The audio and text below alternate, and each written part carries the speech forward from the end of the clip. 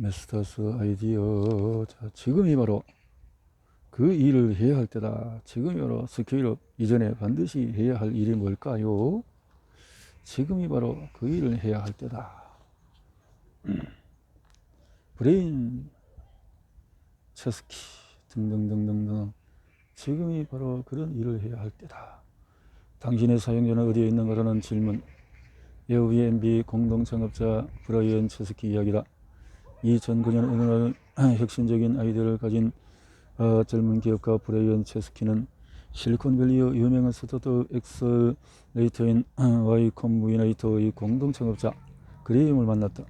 브라이언이 창업한 에어비앤비와 Y 컴비네이터 창업 지원 프로그램에 참여했다. 낯선 사람에게 남의 방을 빌려주는 독창적이고 새로운 비즈니스 모델을 비춰보면서 푸른 놀라게 한 준비를 마친 상태였다. 에어비앤비의 초기 운영에는 많은 사람에게 알려지지 못했기 때문에 집을 제공하는 호스트도 많지 않았다. 그런데 브라이언은 야심만만한 계획과 장밋빛 전망이 있었기에 얼마든지 폴을 설득할 수 있었다고 믿었다. 하지만 미팅은 브라이언의 예상대로 흘러가지 않았다. 폴은 전형적인 투자자가 아니었다. 그는 도발적인 사상가이며 경제적인 불평등을 비롯해서 컴퓨터하는 개척들이 인기가 없는 이유 등으로 다양한 주제를 책을 쓴 작가이기도 했다. 폴은 매출이나 사용자 수 등 각종 추정치를 숫자로 나타낸 도표들이 아니라 스케줄에 관한 자신의 반직관적인 이론과 직감에 의존해서 투자를 결정했다. 폴, 당신의 사업은 어디 있나요? 무슨 말씀인가요? 폴, 서비스를 이용한 사람이 어디 있냐고. 브라이언, 뉴욕 사용자 몇 명 있어요? 그런데 당신은 아직도 여기 마운틴 뷰에 있고요. 브라이언 침묵. 폴, 여기서 뭘 하는 거예요? 브라이언, 무슨 말씀인가요? 사용자들이 가세요. 사용자 한 명을 더 파고드세요. 브라이언, 그건 스케일업에 도움이 안 될 텐데요. 어차피 규모가 커지고 사용자가 늘어나면 그들을 전부 만날 수 없잖아요. 폴, 그래서 바로 지금 그 일을 해야 합니다. 폴이 주장하는 것처럼 각종 수치와 도표로 표현된 거창한 마케팅 계획이나 예상 매출은 모두 부차적인 것이다. 기업가가 먼저 해야 할 일은 핵심 사용자들이 좋아할 제품과 서비스를 만드는 것이다. 그들이 만족하는 제품과 서비스가 다른 수백만 명의 사람들을 만족시킬 것이다. 사람들은 자신이 좋아하는 것을 다른 사람과 공유하고 싶어 한다. 일단 핵심 사용자의 만족을 이끌어내면 돈으로 셀 수 없는 최고의 마케팅 효과를 얻게 되고 결과적으로 사용자도 폭발적으로 늘어날 수 있다. 폴이 말하고자 한 요점은 브라이언의 핵심 사용자들이 좋아할 서비스를 만들려면 그들을 만나서 직접 대화를 해야 한다는 것이었다. 브라이언은 사용자들의 이야기를 경청함으로써 그들의 니즈가 무엇이고 그것을 어떻게 충족시킬지를 고민해야 했다. 핵심은 그 일을 할 최적기는 사업 초창기라는 것이다. 폴은 브라이언에게 앞으로 규모가 더 커지면 모든 고객을 만나서 그들을 이해하고 그들의 삶을 실질적으로 좋아하지 할 서비스를 만들 기회를 다시 얻기 어려울 것입니다. 라고 말했다. 폴은 이러한 조언을 2014년에 출간한 스케일하지 않는 일을 하라는 책을 쓰기도 했다. 이 장에서는 제품 및 서비스 개발을 마치고 스케일업에 들어가기 전까지의 중요한 시기에 반드시 해야 할 일이 자세히 살펴볼 것이다. 이 시기는 핵심 사용자들로 직접 피드백을 받아서 제품 및 서비스를 새롭게 정의하고 개선할 절호의 기회다. 당시에는 미처 깨닫지 못했을지라도 브라이언을 포함해서 세계적인 기업가들은 이 시기를 황금기였다고 표현한다. 제품 및 서비스를 업그레이드하는 등 성공적인 스케일업을 위한 기초작업을 하는 단계에서는 불가피하게 손과 발이 엄청 바쁜 시간을 보내게 된다. 그래서 스케일업의 첫 번째 단계는 스케일을 하고 싶은 욕구를 버리는 것이다. 100만 명의 고객보다도 100명의 팬이 중요한 이유는 이른바 장인이라면 엄청난 시간과 정성을 들여서 모든 디테일을 손수 정확하게 확인해야 할 것이다. 이런 장인 정신이 바로 유명 셰프인 도미니크 앙셀의 온보딩은 영어로 적용하는 비슷한다. 새로 유입되는 사용자들이 제품이나 서비스에 쉽게 변하고 적응할 수 있도록 필요한 지식이나 기술을 안내하고 교육함으로써 사용자를 유치하고 이탈리아를 줄이는 것이다. 온보딩을 위해서는 사용자의 제품이나 서비스가는 매우 인상적이고 긍정적인 경험을 하도록 하는 것이 가장 중요하다. 이 용어는 원래 인력관리 분야에서 비롯된 것인데 신입 직원이 조직에 순조롭게 적응하도록 지원하는 것 역시 온보딩이라고 한다. 온보딩. 도미니크 앙셀의 페이스트리가 식료품종 진열대와 빵과 차별화되는 지점이다. 장인이 명품을 만들려면 선수 디테일을 챙기는 것이 중요하다는 점을 아는 것과 달리 스케일업을 해야 하는 기업가들은 별로 그런 것 같지 않다. 기업가들은 스케일업이란 커다란 규모와 영향력을 갖는 것이고 그러려면 적극적인 마케팅 공사와 입소문 확산이 중요하다고 생각한다. 하지만 노출을 늘리고 인기를 얻는 방법에 치도하다 보면 핵심 사용자들의 경험에서 얻어야 할 정말 중요한 세부 정보들을 놓칠 수가 있다. 경영대학원의 학생들조차 사용자 몇 명 한 명의 세부적인 경험에 집중하라고요? 라고 반문하며 그것은 스케일업을 위한 것이 아니라고 답할 것이다. 하지만 2014년부터 2016년까지 Y 콤비네이터의 사장을 지낸 샘 올트먼은 폴 그레임이 말한 당신의 서비스를 사랑하는 사용자 100명이 당신의 서비스를 좋아하는 100만 명의 사용자보다 낫다라는 격언을 신봉하는 쪽이다. 당신은 우리 제품을 사용할 만큼 그럭저럭 좋아하는 사용자 1만 명이 우리 제품과 미친 개짜 100명보다 유리하지 않을까? 라고 생각할지 모르겠다. 하지만 Y 콤비네이터에서 1억 달러 이상 가치를 지닌 50개가 넘는 기업을 인큐베이팅한 경험을 토대로 스케일업에 대한 상당한 뛰어난 감각을 익힌 샘 올트먼은 그렇지 않다라고 답하며 이런 이야기를 들려주었다. 가치가 매우 커진 회사 대부분은 광신적인 초기 사용자들을 확보했습니다. 그러한 사용자들은 매우 오랫동안 당신 곁을 지키며 헌신합니다. 무엇보다 친구들에게 당신의 제품을 열심히 자랑해 주죠. 이와 대조적으로 초기에만 반짝 관심을 가졌다가 잊히는 제품과 서비스도 무수히 많다. 기발한 크로스 해킹 전력도 대규모 사용자를 확보하는 데 유용하지만 그렇게 확보한 사용자들이 제품과 서비스를 진심으로 좋아하고 계속 머무르게 만들지는 못한다. 100만 명의 사용자들이 신기루처럼 나타났다가 사라져버리는 이유는 무엇일까? 이유는 간단하다. 사용자들이 자신이 필요한 제품이나 서비스가 아니라 정말 좋아하는 제품이나 서비스를 고집하는 경향이 있기 때문이다. 아무리 대규모 사용자를 확보한다 한들 그들이 제품과 서비스를 사랑하도록 만들지 못하면 아무 소용이 없다. 이것이 사업 초창기의 핵심 사용자 한 명 한 명을 만나 그들이 무엇을 원하고 좋아하는지 세부적인 부분까지 이해하고 파악해야 하는 이유이다. 초기 핵심 사용자의 충성심을 구축하라. 초기의 핵심 사용자 그룹에서 충성심을 구축하면 이들이 마치 쐐기와 같은 역할을 하며 스케일업을 위한 견고한 기반이 된다. 크로스 해킹은 한정된 예산으로 빠르게 성장하는 스타트업에서 주로 활용하는 마케팅 기법이다. 사용자의 취향을 알려주면은 다양한 지표를 토대로 창의적이고 분석적인 접근을 통해 저비용으로 최고 효용을 얻는 데 초점을 맞춘다. 해킹이라는 단어를 쓰는 이유는 전략적인 판단의 근거가 되는 사용자에 관한 정보를 주로 온라인에서 수집한 빅데이터를 통해서 얻기 때문이다. 자, 가령 페이스북은 론칭했을 때 하버드 대학교 학생들만 이용할 수 있었다. 첫 번째 학생들이 친구를 초대했고 초대한 학생들이 또 다른 친구를 초대했다. 이후 페이스북은 콜롬비아 대학교의 스탠퍼드 대학교를 비롯해서 전국으로 퍼져나갔고 결국 전 세계로 진출했다.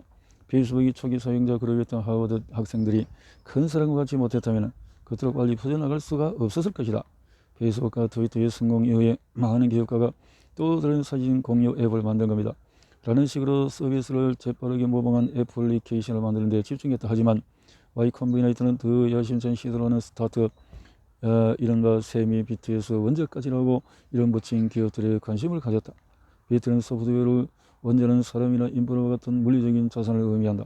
비트에서 원작까지 기업이란 애플리케이션이라는 무형의 자산을 가졌을 뿐만 아니라 현실 세계에서 사용자를 확보하기 위한 까다로운 일들을 열심히 하는 기업이다. 이런 기업은 게임의 판도를 뒤집는 일을 하기 때문에 경쟁자도 적다. 에어비앤비도 그런 기업이었다.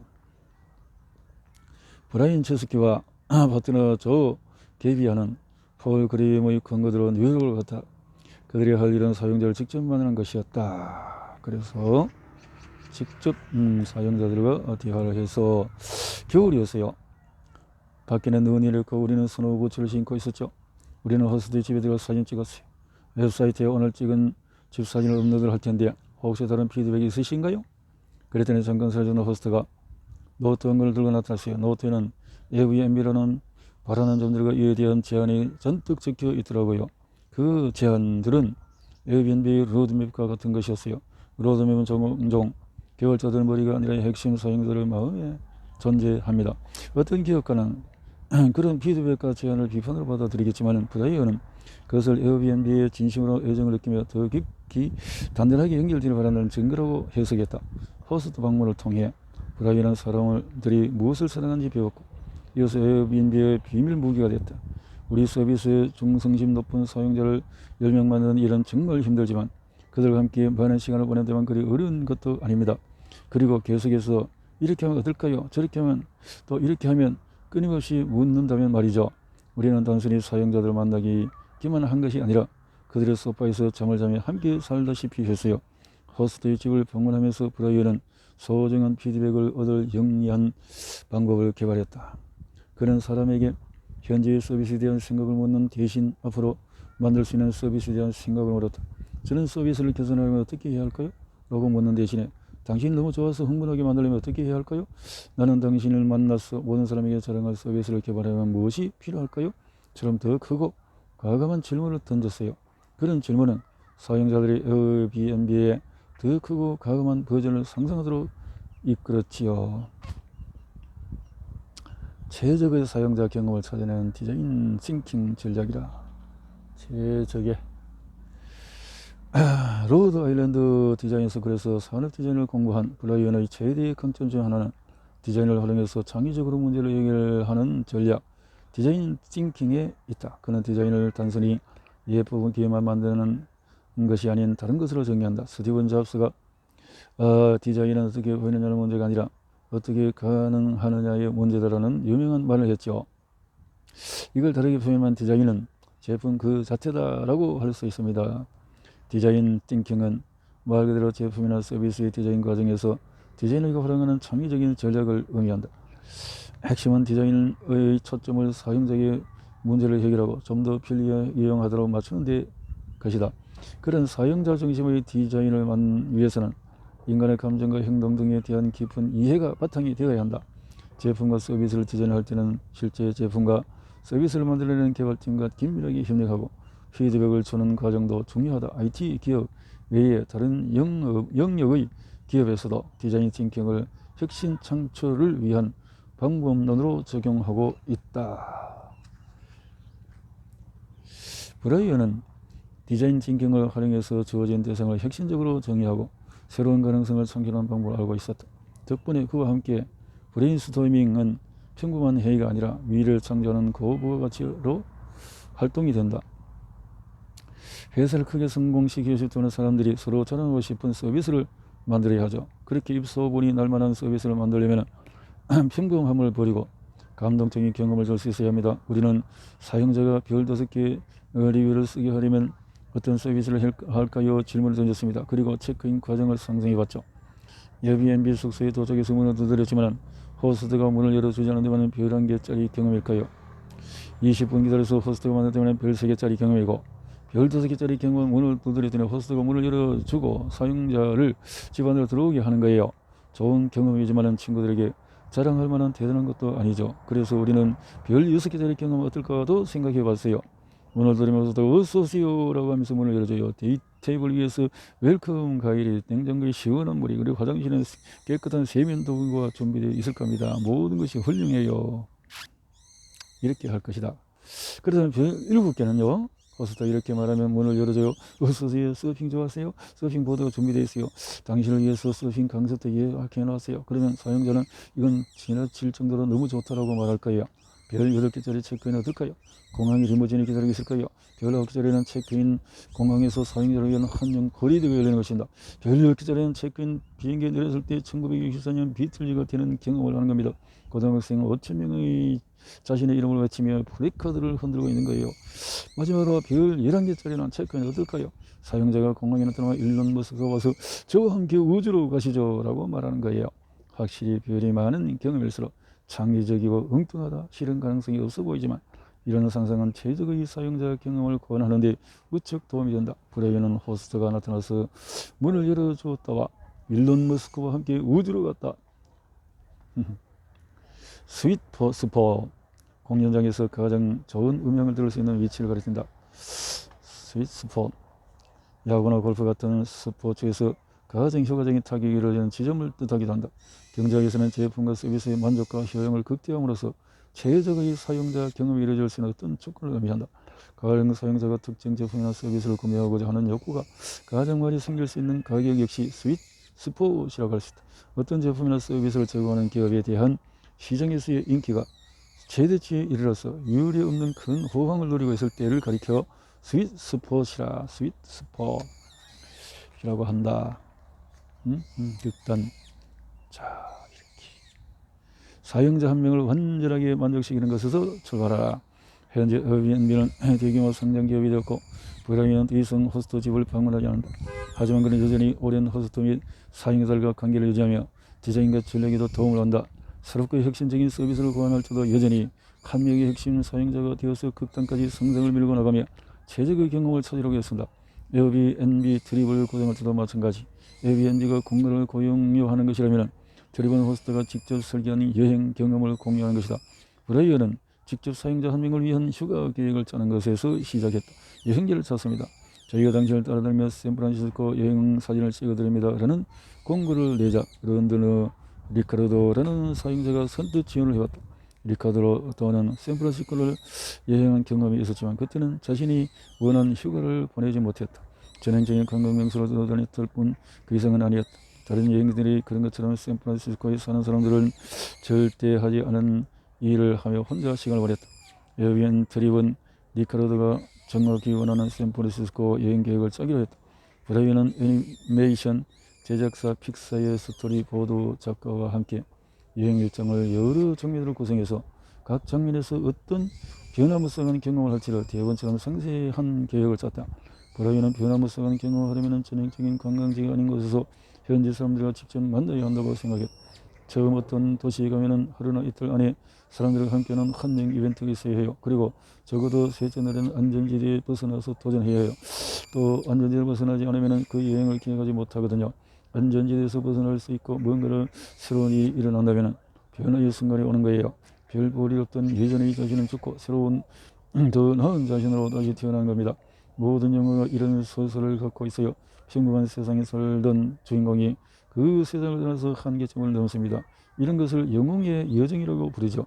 리카르도가 다시 샌프란시스코를 찾아왔을 때 영웅의 여정이라고 할 계획들이 그를 기다리고 있었다. 최고의 호스트가 있는 숙소에 머무르고 현지 사람이 많이 모이는 디너 파티에 참석하며 샌프란시스코의 연인들이 즐겨 찾는 레스토랑에도 가봤다. 심지어 심야의 미스터리 바이크 투어도 했다. 여행의 끝나물에 브라이언은 리카르도를 직접 만나서 이야기를 나눴다. 대화를 마칠 쯤에서 그는 눈물을 흘리며 제가 경험해본 최고의 여행이에요 라고 말했다. 에어비앤 트립이 했던 리카르도의 실험은 엄밀한 의미에서 스케일업과는 아무런 관련이 없다. 모든 사용자의 여행 프로그램을 직접 계획할 수는 없으니까 말이다. 하지만 이 실험을 통해서 에어비앤 트립은 앞으로 만들어가야 할 비즈니스 모델에서 가장 중요한 요소가 무엇인지를 알 수 있었다. 그리고 이것을 지난 몇 년간 에어비앤 트립 서비스에 적용하면서 스케일업을 위한 기반을 마련했다. 브라이언은 개별 사용자를 대상으로 실험을 하고 여기서 얻은 교훈을 더 큰 프로그램에 적용하는 방식으로 에어비앤비의 경험을 계속 재설계하기로 결정했다. 하지만 회사가 성장할수록 이런 접근법은 점점 더 적용하기 어려워진다. 브라이언은 아직 규모가 작고 제품과 서비스를 계속 업그레이드하면서 사용자 경험을 디자인해야 하는 스타트업의 기업가들에게 이렇게 말한다. 이미 사용자와 시장을 확보하고 트랙션을 형성한 기업들도 대단한 게 사실이에요. 하지만 저는 사용자들을 직접 만나 이야기를 듣고 디자인 띵킹을 통해서 최적의 사용자 경험을 고민하던 그 시절이 그립습니다. 스타트업이 가장 크게 도약하는 위대한 혁신은 규모가 작을 때 일어납니다.